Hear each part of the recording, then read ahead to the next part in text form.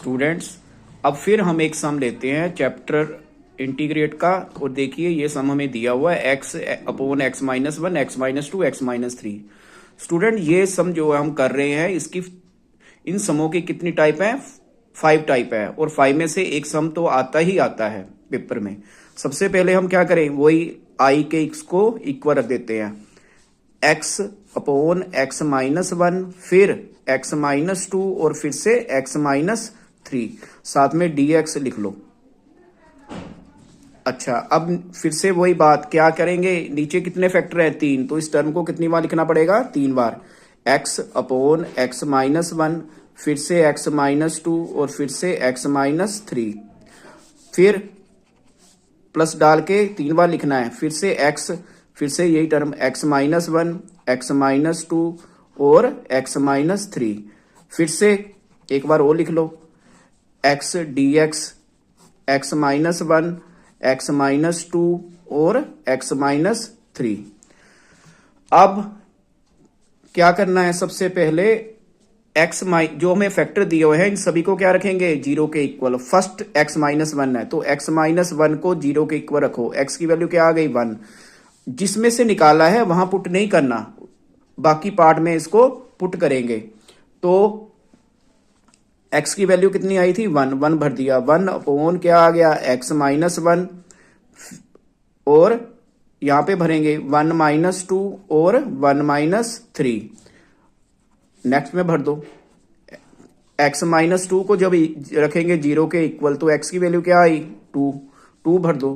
2 dx, नीचे क्या आ गया? 2 माइनस वन, क्योंकि यहां भरी थी वैल्यू, अगर मैं 2 की वैल्यू यहां भरूं 2 माइनस टू 0, सारा सम ही इन्फिनिटी बन जाएगा, इसलिए वहां जिससे निकालनी है वहां पुट वैल्यू नहीं करनी।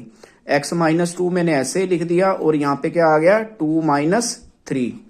फिर से अब x माइनस थ्री है तो x माइनस थ्री को रखेंगे 0 के इक्वल तो x की वैल्यू क्या आ गई? 3, तो भर दो। 3 आ गया। dx ऊपर ऐसे लिख दो, साथ में क्या आ गया? 3 माइनस वन, फिर 3 माइनस टू और साथ में x माइनस थ्री। अब क्या करना, थोड़ा सा सिंप्लीफाई।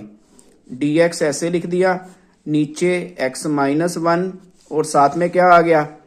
1 में से 2 निकाल दिए -1 और 1 में से 3 -2, फिर ऊपर वाला 2 कॉमन निकाल दिया, क्या रह गया? dx, नीचे 2 में से 1 निकाल दिए 1, साथ में x माइनस टू, 2 में से 3 निकाल दिए -1, फिर प्लस 3 बाहर निकाल दिया, ऊपर क्या रह गया? dx, और नीचे 3 में से 1 निकाल दिए 2, 3 में से 2 निकाल दिए 1 और x माइनस थ्री।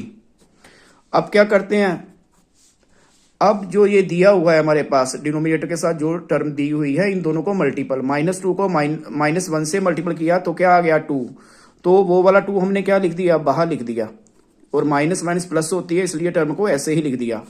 क्या आ गया? x minus one. फिर -1 को 1 से मल्टीपल किया तो -1 आएगा, वो वाला माइनस हम यहां लिख देते हैं, और 2 तो पहले से ही है। dx, नीचे क्या रह गया? x माइनस टू, और 2 को किया 1 से मल्टीपल, फिर से 2, 3 तो बाहर है लेकिन 2 को 1 से किया 2 आया, वो 2 हमने बाहर लिख दिया, और अंदर क्या रह गया? dx upon x minus three.